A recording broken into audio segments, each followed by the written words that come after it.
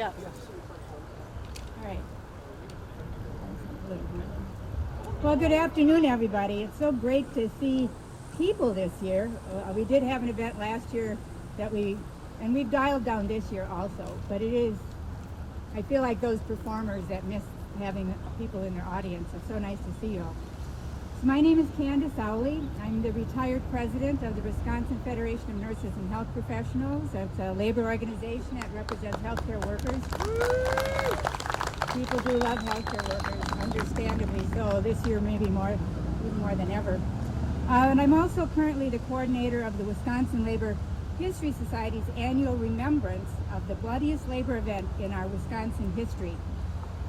It was a moment when workers in our community, Bayview, Wisconsin, came together in peaceful protest as they marched, and some tragically died in the fight for the 8-hour day. But before we begin today's program, I think it's really important that we acknowledge the events of the past year. I mean, it was a year like no other, certainly in any of our memories. In the years since our last remembrance, we've been living through the global pandemic. I was trying to look back, and I think I might have said last year that we were in the middle of a global pandemic, so I was wrong, right? I mean, we don't really know when the middle of this will be. But we have lost over 500,000 lives. In fact, soon we'll be at a loss of 600,000 lives in our country alone, and millions more dead and dying around the world. I know you've all have pain in your heart watching what's going on in India. It's really stunning. But even Michigan is having its challenges right now. So I think it's important to take this moment, of course, to remember the pain and the death and the economic suffering that our country has experienced. But also, very important, I think, always to think about the hope, the fact that the scientific miracle of having vaccines that are probably the best, highest effectiveness of vaccines that we've ever seen. And I have a true respect for this because I'm a polio survivor. So I know what, what that vaccine meant and how important vaccines are. And they give us thoughts that we will get past this pandemic.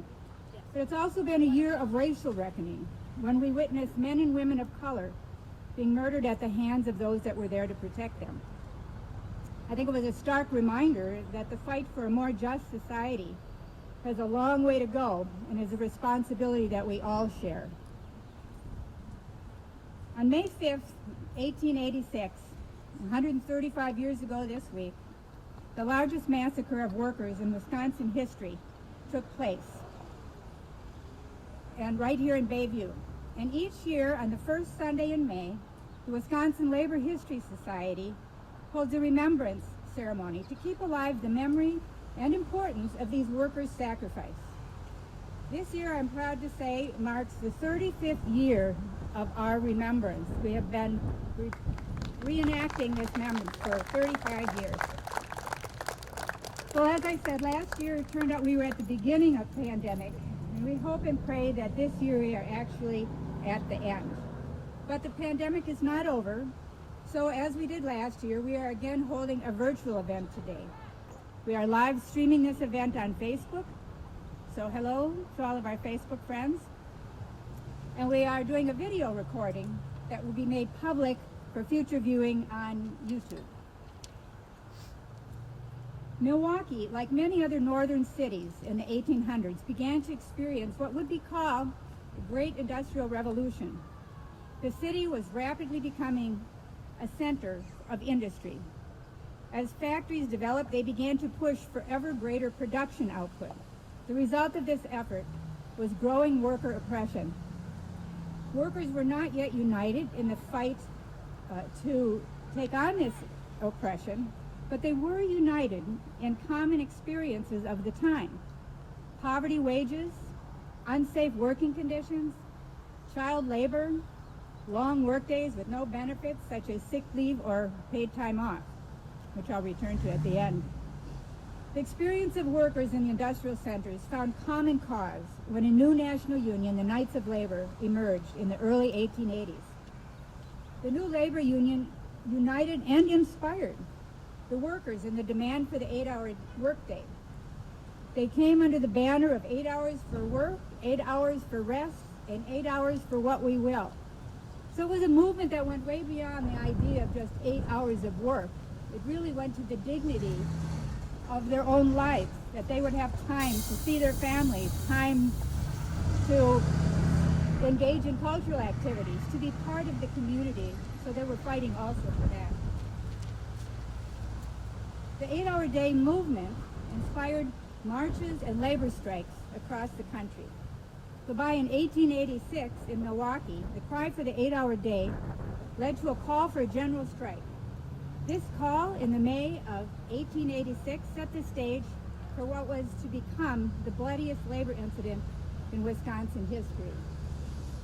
So now we're going to take a step back in time, and first we're going to hear from Craig Simpson, our musician, who will play a song that tells us of the event, playing The Ghost of Bayview. And then we'll hear the voices of those that were present that fateful day. Craig?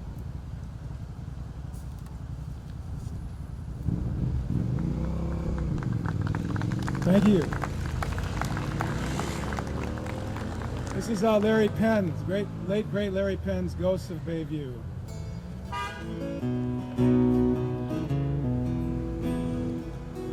The years roll around and they yellow the page.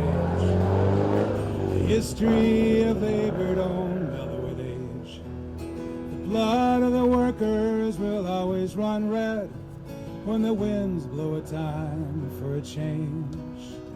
The ground here is hallowed, as haunted, they say, with the ghosts of the workers that came here in May, when the killing was seen as a duty by some to take back the 8-hour day. Here in Bayview it's all quiet today, but you can still hear them call for an 8-hour day. The sound of the rifles has faded away, bones of the rolling mill gone to decay, and only the hall where the puddlers met still stands like an 8-hour day.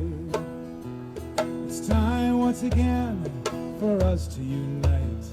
It's time once again for labor to fight.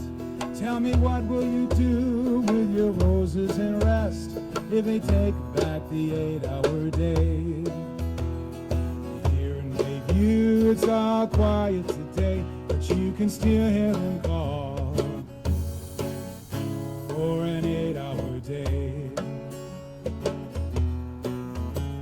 To all who would labor for board and for bread, to all who would give up on union for dead, the blood of the workers will always run red when the winds blow a time for a change.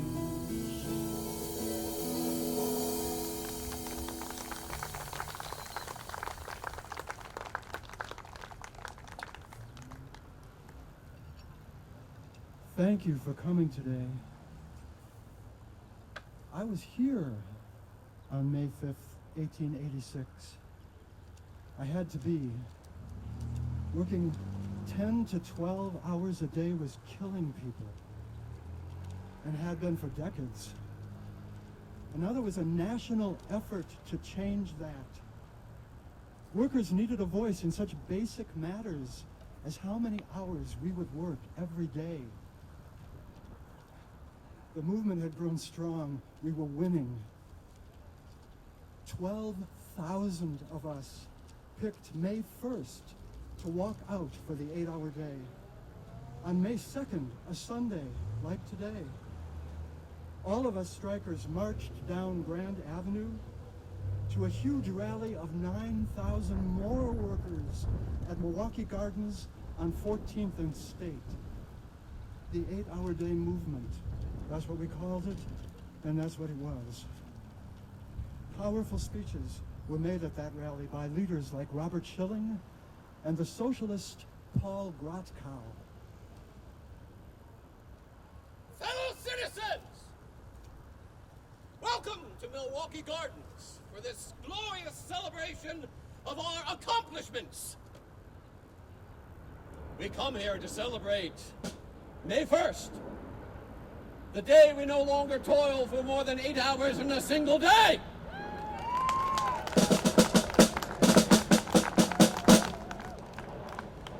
Last Friday, April the 30th, 6,000 people left their workplaces to demand the 8-hour day.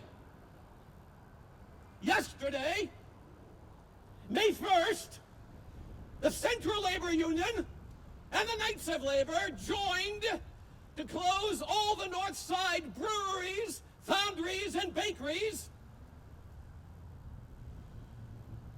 swelling our ranks of strikers to over 12,000.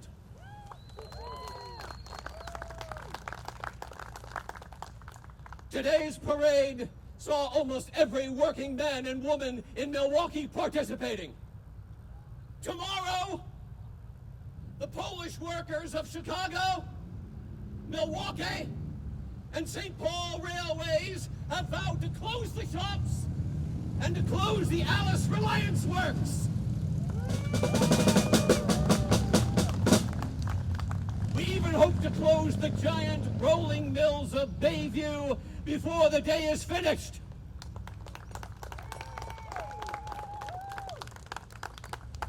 So I ask you, why all this fuss? Why are we walking away from jobs that provide bread for our families? The real question is, why should labor fill the world with wealth and live in want?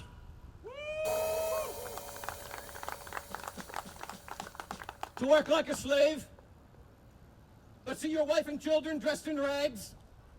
To rise at 3 a.m., work for 12 hours, throw your tired bones on the bed at night? To work without respite, without rest? This is not a living. It's dying a slow, lingering torture until exhaustion takes its toll with the loss of a job, a limb, or a life. The hours of work must be shortened. 8 hours for work, 8 hours for rest, and 8 hours to do what we will. The 8-hour day, the 8-hour day, the 8-hour day, the 8-hour day.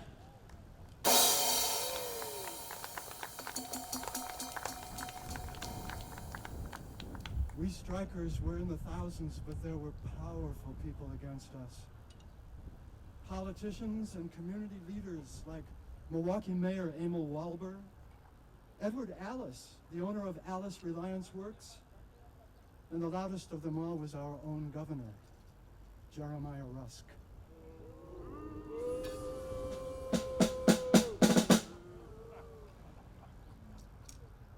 We can have no sympathy with socialist voices that deny the right of private property.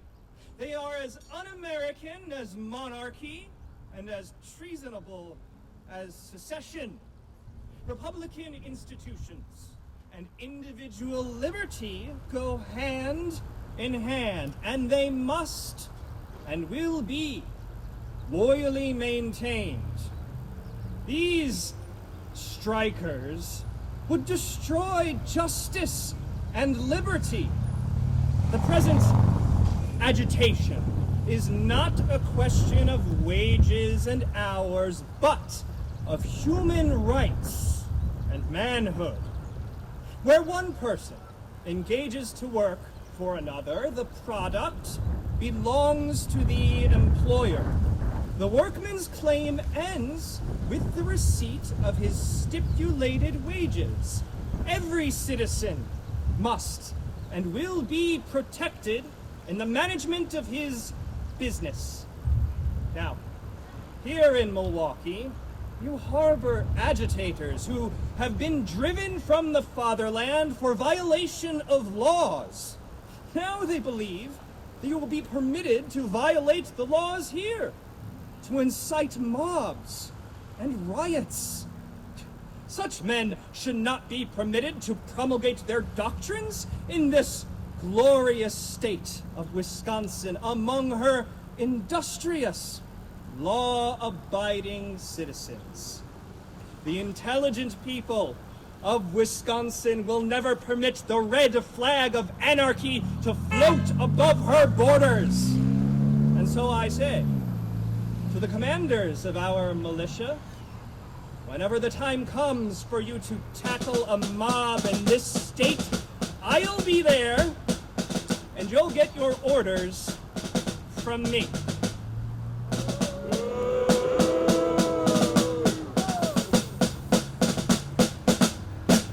The next day, May 3rd, we set out to close the factories. When we got to the rolling mill, we were met by the militia, made up of grocers, storekeepers, saloon owners, people we thought were our friends and neighbors. Governor Rusk sent them to Bayview to stop us.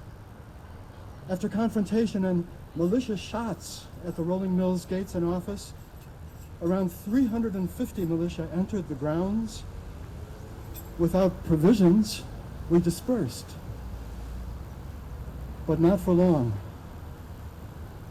On Wednesday, May 5th, 1,500 of us started out early for the Bayview Mill. We promised to close the mill for good if the owners wouldn't respect our demands. We knew the politicians and the mayor were against our 8-hour-day movement, but we didn't imagine the lengths to which our governor, Jeremiah Rusk, would go to stop us. None of us was armed. We walked 4 abreast down Mitchell Street with a banner and a picture of a clock face set at 8. From St. Stanislaus Church, we walked toward the mill, but the militia was waiting for us. When the governor was notified that we were heading to the mill in full force, he sent these orders to the militia captain: fire on them. And so the captain told his forces, pick out your man and kill him. Shoot him where he stands. 7 of us were shot in the street by fellow citizens for marching in line. Casimir Dudek, age 30, was carrying the red flag at the head of the march. He was shot in the left cheek and arm. Half of his lower jaw was carried away by 2 bullets, and he died shortly thereafter. Albert Erdman was shot through the abdomen and killed at age 19. Martin Jankowiak was 25 years old. He was shot through the chest. Extreme unction, was administered to the dying man by Father Lewandowski. Frank Kunkel, age 69, lived in a little shanty on South Bay Street. He was shot through the heart while feeding the chickens in his yard. He left a widow and 1 child. He wasn't even in the march. Johann Maschke was shot through the bowels. He died in great agony. He was 24 and left a widow and 1 child. Frank Novarchik was just a schoolboy, a bystander, age 13. He was shot through the upper abdomen by a stray bullet. Michael Bukalski was shot through the breast and died shortly after. He was 40, was married, but had no children.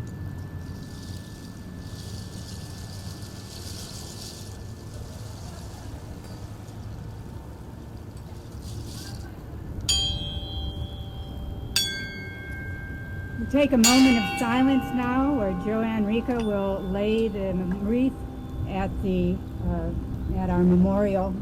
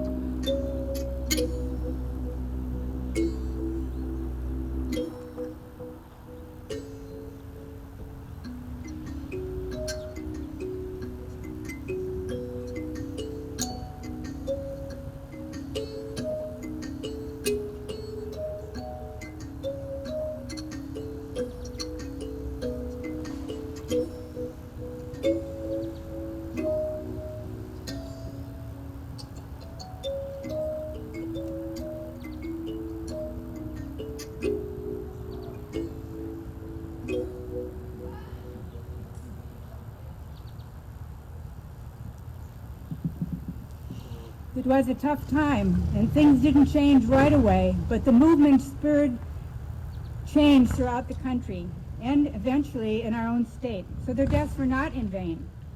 Their sacrifice and uprising set the stage for a new era of progressive labor laws and the birth of unprecedented labor union growth. Over the ensuing years, Fighting Bob LaFollette's progressives not only enacted the 8-hour day, but also workers' compensation, unemployment compensation, overtime rules, limits on child labor, and labor rights, and even much more. So as we gather today on what is truly a beautiful afternoon, and I want to thank you and all the motorcycles for actually being silent at the moment when we called for silence. Something quite remarkable.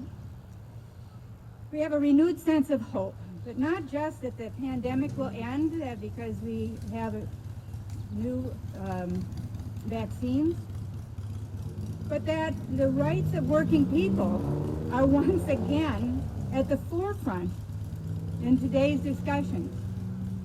The pandemic exposed so many of the issues that were, and remind us, that have been in place for over 100 years. Loss of jobs showed the lack of the social safety net. It showed the lack of universal health care, that we had no paid time off policies, and the severe income inequality was evident in every community with lines at food banks. But we are finally seeing some hope for change. A focus from our new president, who came and publicly spoke out in favor of unions in the recent Amazon election. It is the first time, even FDR didn't say that. It is really the first time a president stated plainly and clearly that it is the right of our, not just right of workers, but it should be the way we have workplaces. We have proposals for better health care, for stronger union rights, programs to reduce income inequality, a focus on racial justice. And we see finally proposals to end childhood poverty and to enact paid family leave. But what we know from the struggles over these last years, going all the way back to the struggle that we memorialize today, is that change only comes when we the people demand it to be so. So much of this is really up to us. If we want a better future for working families, it will be up to us to help move our politicians to bring about the change that we believe and the future that we want for ourselves, for our families, for our communities. We are fortunate, especially in the Bayview area here, to have many very supportive, some of the most supportive politicians in our state that live right here and have come to share with us today.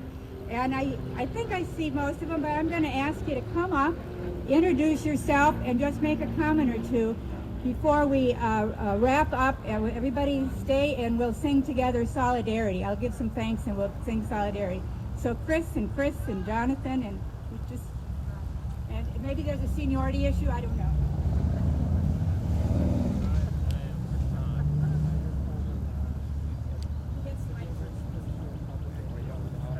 Chris has been had lots to say. Chris has been. No, go ahead.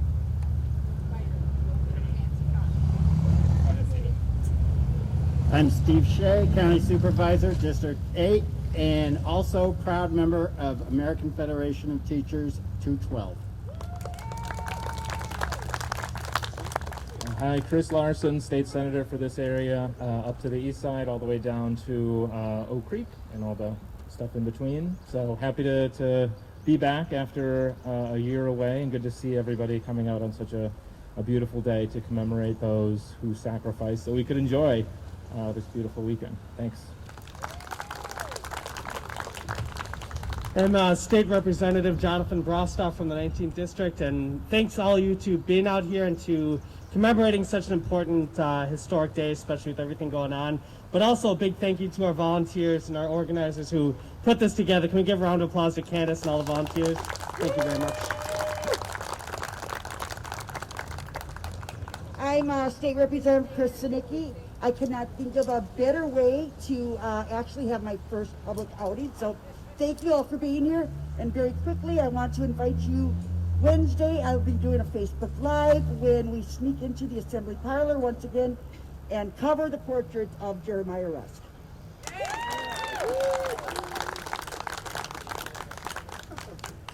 County Supervisor Ryan Clancy, 4th District, includes parts of Bayview, and I'm thrilled to be here. I'm sad for the reason, of course. But thanks for all for being here.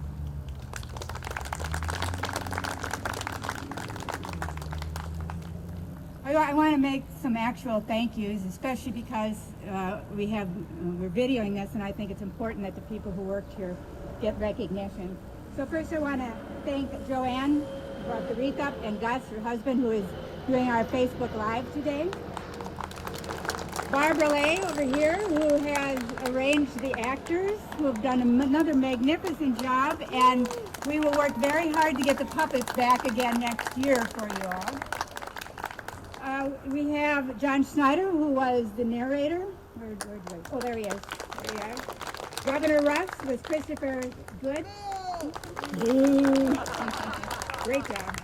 And the worker was Richard Guston. He was certainly was the voice of workers, no question. And Thomas Finlayson, our musical accompaniment for our presentation. Rich Hinderholtz has provided sound, as he had for many years now. Again, this is all volunteer on his part. We appreciate that. Craig, who you heard, our musician, who will sing us out with Solidarity, also arranged for Dina Aronson to be our videographer today, and this will be up on YouTube. Thank you, Dina. I don't know if Jacqueline Kelly is here, but she did a lot of our Facebook work and a lot of our promotional stuff. Excuse me, which YouTube channel? Oh, I don't know. YouTube. We'll be sending out a link. A link will be sent out about the YouTube, but ask afterwards. Yeah, but I'm not on your. Okay, well, let us ask afterwards. And I do want to call attention, which this is, again, one of those glorious moments this year. We have 7 trees behind us. You can see some of them.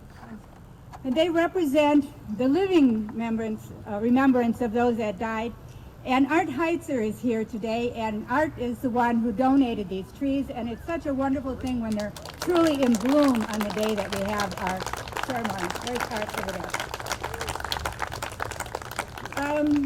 And then I also want to take note that many of you, particularly those of you, seniors like me, remember that our wonderful mayor, Frank Zeiger, was part of beginning this effort and came, and we used to pass his hat around. We're not doing any money collection today, but he, all the way until his last year, he was here with us, and his family is here today.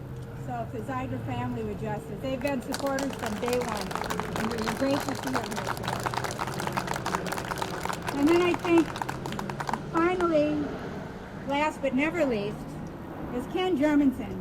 Ken is the glue that holds us together. He is the wind beneath our wings. We could not do this without him. And we're glad he has just moved here so he can be even closer to helping us. So we're going to close today with singing the song of Solidarity. Craig is going to come back up, and this song does remind us that we can, if we come together, bring to birth that new world that we all hope for and dream for, and remember that we must fight for, and it is in our hands. So, great. Thank you, Candace.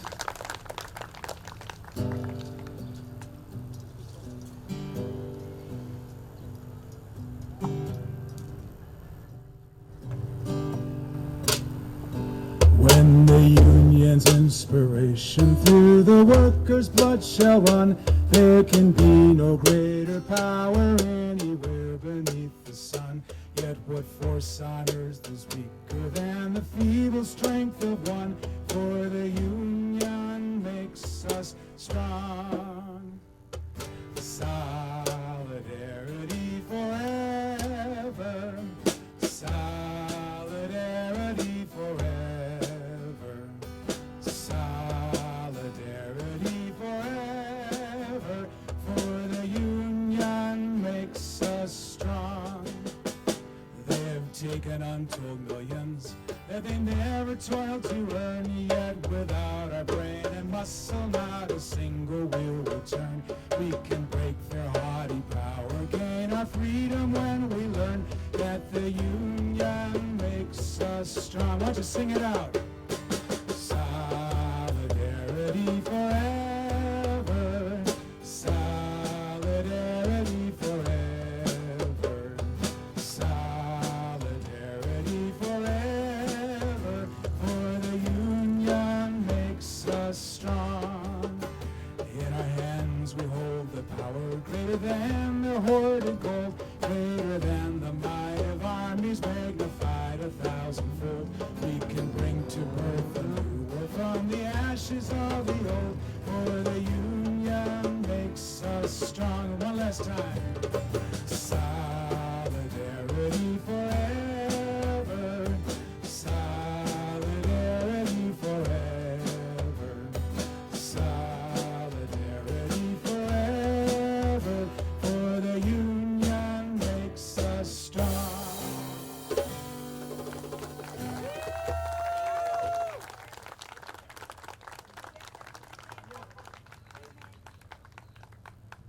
Yeah, if you want to follow us on YouTube, try Kenneth Germanson. That's the page it'll be on. But we'll put a link on our website at wisconsinlaborhistory.org. And we will be sending it out to everybody on our mailing list. Thank you, Tim. Thank you, everyone, and we will see you next year on the same Sunday in May. Thank you very much.